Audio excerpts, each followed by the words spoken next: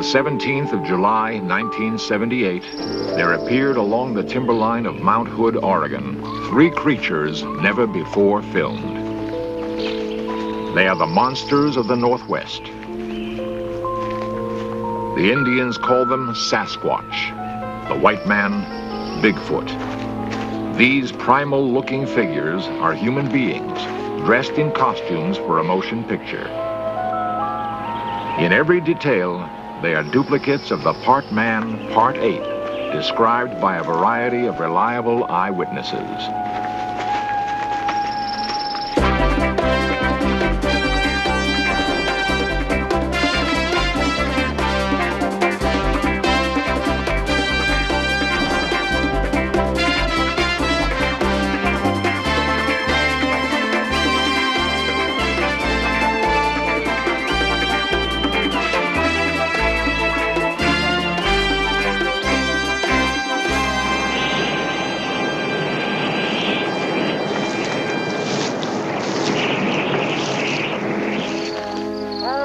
Arch Buckley has no doubt about the existence of the monster known as Bigfoot. On the night of June 17th, 1970, after 40 years of searching, Arch was soon to be rewarded by a sight he will never forget.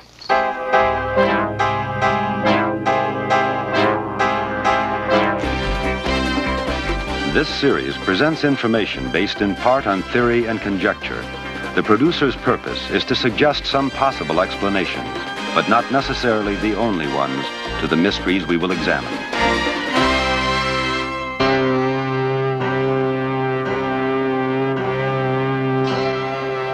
Loch Ness, the lovely 24-mile-long lake in Scotland, has sustained an incredible legend for some 16 centuries.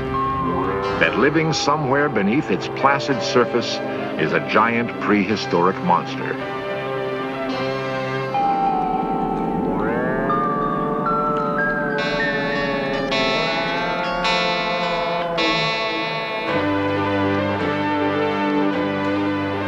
In the past, In Search Of made its own investigation of the fascinating mystery and presented the most authenticated picture of the creature taken up to that time.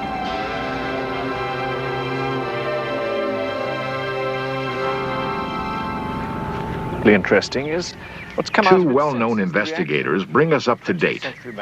Peter Byrne, whose specialty is Bigfoot and the Abominable Snowman, interviewed Tim Dimsdale, considered a leading expert on the Loch Ness Monster.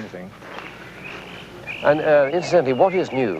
What's been discovered in this last 6 months or so? Well, there's been some very exciting new developments.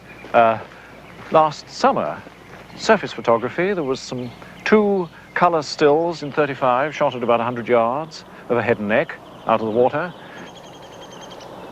And this is very exciting stuff. Yeah, it is, yes. What do you really think these creatures at Loch Ness are? I think the most exciting, dramatic, and probably the most likely theory, in my humble view, is that it is a survival, an evolved species of plesiosaur. These were the marine saurians that used to live at sea in the Cretaceous period 70 million years ago, which means they've had a long time to adapt and get bigger. They've got bigger. If this is a plesiosaur, it's got much bigger. And of course, if that's the case, it's enormously exciting. It's very exciting anyway. How could they have existed all this time and survived in a place like Loch Ness? Well, we have the classic case. How could they have survived? The classic case of the coelacanth, archaic species of fish, which was supposed to have conked out at the same time, incidentally, in the Cretaceous. And they found them off Madagascar. It didn't. Crocodiles are saurians. They haven't changed at all. It's not impossible that this thing has continued to survive in the sea, and that Loch Ness used to be connected to the sea quite recently. Land rose, it got cut off. So it's not impossible. It's unlikely, but it's not impossible. The fact of the matter is that these animals are real. Whatever they are, they exist. Like your Bigfoot. Thousands of miles away, along the foggy Northern California coast, a unique group of men carry on the search for Bigfoot. They are not hunters in the usual sense. They wield no guns. They spend months each year tracing every available clue, hoping to make contact with the creature they know exists and is endangered by man.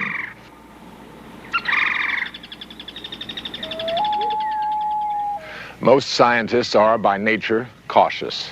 Quite properly, they don't announce discoveries until they have substantial proof to support their claims. Certainly, they tend to avoid areas of research that might expose them to ridicule by their colleagues. One such area is, of course, the controversial figure of long-standing legend, the elusive Bigfoot.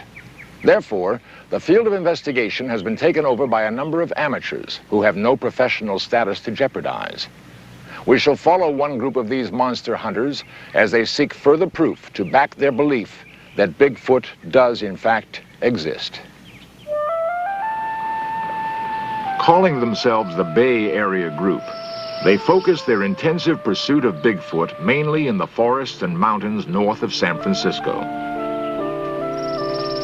Led by Arch Buckley, they've narrowed their searching to particular areas where prior evidences of the creature have been uncovered. The personnel of each trip may vary, but the information gathered is available to all members. Al Berry is a journalist from Sacramento, specializing in tape recording the sounds of Bigfoot. Warren Thompson of the San Mateo school system seeks proof by photography. Spotting lairs where Bigfoot may have slept is of major interest to Steve Sanders, zoologist and veterinarian. Arch is a footprint expert, but for him, the method of communication is all important. I saw a Bigfoot. I've had one sighting, but I've had numerous incidents where I've been able to develop somewhat of a rapport with them. Well, there's a great deal more love in this world than it's ever expressed. And animals are no different than people.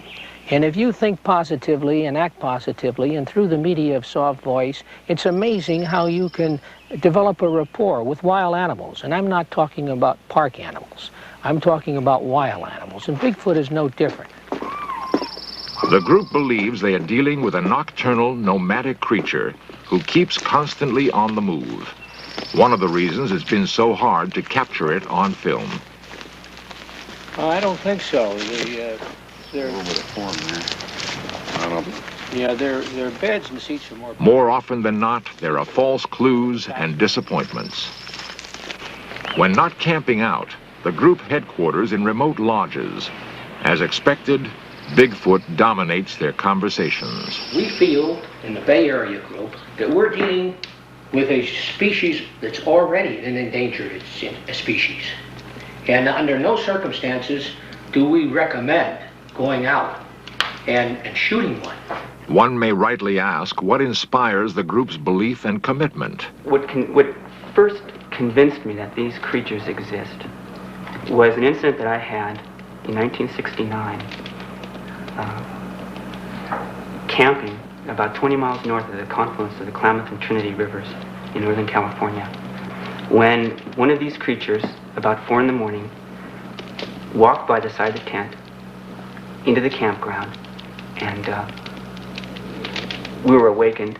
A commotion from the inside of the tent startled the creature, and it ran off into the brush. And when it became light enough to go out and see, the trail of prints that it had left, 16-inch prints, very human in appearance, with a stride of 56 to 60 inches between them, is what made a believer out of me. Footprints, bits of hair that defy classification, all intriguing evidence that an unusual creature inhabits the woods have been found at one time or another. Also, a unique sound has been heard. It was a remote, high mountain area, and I was aware that there had been some strange goings-on in this area from accounts of the people who had been there. And it was a long hike in, and I got in there in the late afternoon. I set my tape recorder up. I put my mic, taped it to a tree a little ways away from where I'd be bedding down, and then proceeded to wait along and see what developed. Al Berry recreates for us what happened on the night of October 21st, 1972.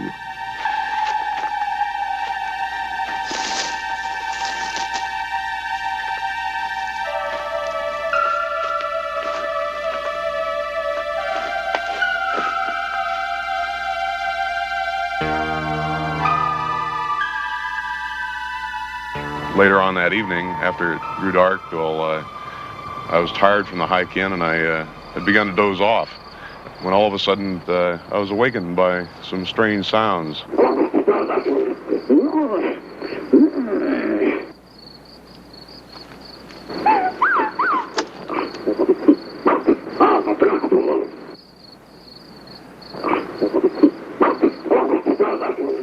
It was very startling. I didn't know what to think. I had very mixed emotions. On one hand, I was wondering, well, could somebody possibly be out there doing it, some human being? And on the other hand, viscerally, my knees were shaking and my insides were turning a bit, and I was wondering if maybe what I was hearing was some creature that was stranger than anything that we knew.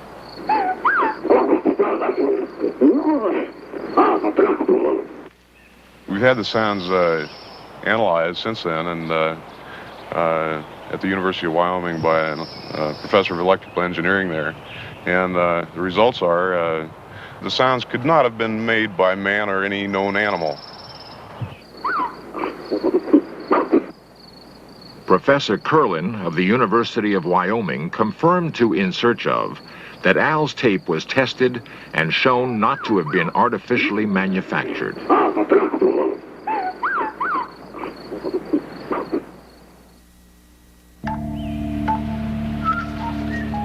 As you know, for centuries, we've had reports of large, man-like creatures coming from the Pacific Northwest.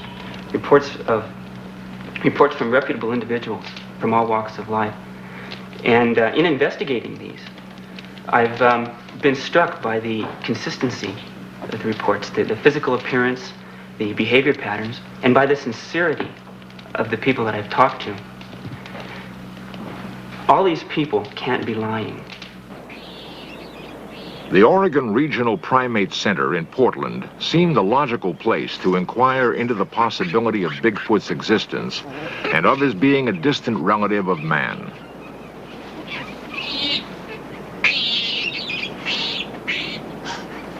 Is it conceivable that a form of man-ape has persisted in the wilds of the Northwest for eons? And if it does exist, how could it elude capture by scientists or killing by hunters? The questions were put to the center's director, the distinguished zoologist, biologist, and primatologist, Dr. William Montagna. The elements that would make me believe the existence of such creatures would be, for example, artifacts. Human beings, singularly, are deprived of weapons, but they have the best weapons of them all. They have a pair of hands with which they make weapons, and these hands are intimately attached to the central nervous system, and therefore they don't need natural weapons. And we have found absolutely nothing that has been presented, at least, as evidence that these creatures are in existence. If they were humanoid, they would have certainly used their hands to make weapons. Most scientists want to play it safe. They want to be sure that they're delving with something that they can actually draw a finding and a conclusion. I am not a specialist in hallucinations. I am sure that people who claim to have seen have in fact seen it. But I'm sure that people claim to have seen God. And I'm sure they have seen it, but they cannot prove to me that they have. Now, we feel that we have enough information in relation just to our footprints and some of the information that we have gathered. We know positively in our own mind that we're dealing with a humanoid primate. From what alleged evidence has been presented to me, I have to admit that it is a hoax indeed. Nevertheless, in June of 1978, the University of British Columbia held an international conference on the subject of Bigfoot's existence. For the first time, a major academic institution had taken notice of, let alone dignified, this controversial subject. And in the process leaves the medicine songs and divining crystal. Perhaps something of the same pattern can be discerned for Sasquatch. According to Wayne Suttles' presentation last night, the image of Sasquatch has changed over the years. Bigfoot Sasquatch Information Service Incorporated has the largest files on Bigfoot Sasquatch research in the world. I really think there's a metastructure to it. The papers are arranged in lines. The conference ended with no official conclusion as to Bigfoot's existence or non-existence. Particularly when there's been a sighting. As laymen mingled with professional investigators, however, Bigfoot believers were encouraged by a sense that a new degree of credibility had been brought to a subject heretofore considered only a myth. The scientific community is still, to say the least, skeptical. We're going to be making a presentation on Saturday, and hopefully, we'll get the sounds out and in front of people where they can hear them as they're recorded. I've read the summary, and it's very interesting. Yes, it looks as though it might be onto something. It really does. For the Indians of the Pacific Northwest, there's never been any doubt that Bigfoot or Sasquatch shared the woods with them. Numerous totems reflect their impressions of the creature over the centuries.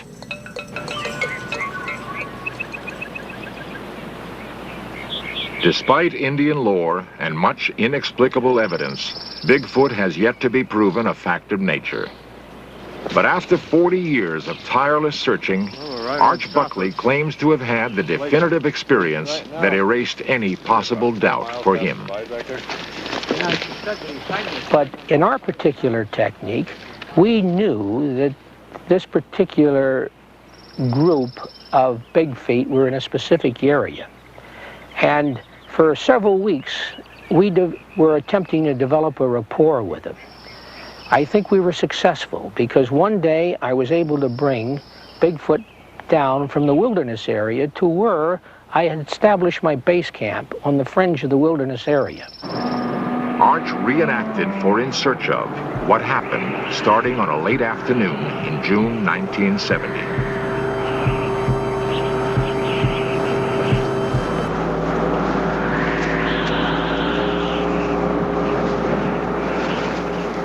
At this particular time, I was using the technique of setting up bait, using principally fish in the form of salmon and shad. Several times during the course of developing this rapport, Bigfoot had come into my campsite and taken my bait.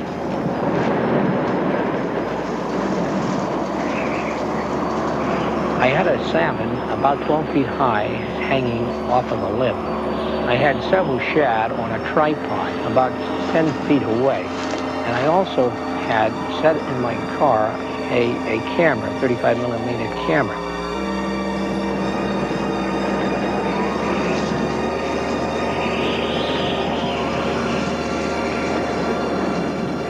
During the course of the night, it was sort of a cat and mouse game. I tried to induce him to come into my campsite. Ook, old friend. Old buck friend, ook. I used the word ook. It's a word that I picked up a number of years ago. Just for you, ook. Come on, old friend. Fish. Fish. I knew that he was close by. He was no more than maybe about 30 yards away from me. Ook, old friend. Old buck friend, ook. Ook. Ook. Ook, old friend. Old buck friend, ook. I realized that I couldn't induce him to come in. So I thought, well, maybe I'll get in my car. Maybe this would have a change of effect on him. I was hoping that he would take the bait and maybe I could get a shot of him with my 35 millimeter camera. He swung around and I caught him. I caught him from about the waist on up. I was so impressed with the luminous glare of his eyes. He was looking right at me. He was very powerfully built.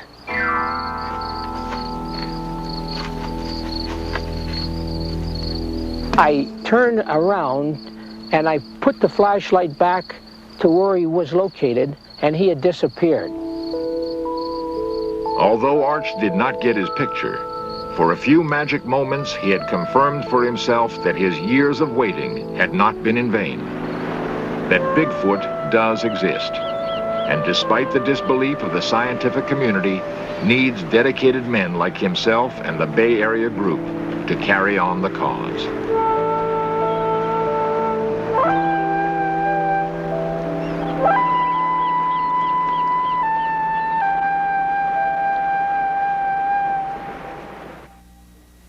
Coming face to face with Bigfoot after decades of diligent searching was obviously a precious highlight in Arch Buckley's life. But he insists that as important to him is the hope that when and if Bigfoot is proven to all to exist, legislation will be passed to declare and protect it as an endangered species. Undoubtedly, his hope can't be realized until science takes a more serious look at this persistent phenomenon. In the meantime, Arch and the Bay Area Group are passing on their considerable store of information to interested young students, with the expectation they will enter the scientific world with an open mind on the subject. Students like Donald Rue. I understand you're enrolling at the University of California. Well, I'm planning to study behavioral and evolutionary anthropology. That's like great. You said, I'd like to understand the behavior of their existence, how they act, you know. Where do they go during the day and what do they do? And with this kind of background, I'd be able to understand the behavior patterns that I observe in the field. And then also with the evolutionary aspect, I'd like to find out where they fit in man's evolution. Are they on a parallel branch, or are they directly our ancestors? I doubt that, but it's possible. And how do they fit in? I'm curious. Well, this is what George and I had in mind when we organized our Bay Area Group. And it's going to be... It appears that the Bay Area Group's wish to preserve both belief in and compassion for Bigfoot will be fulfilled.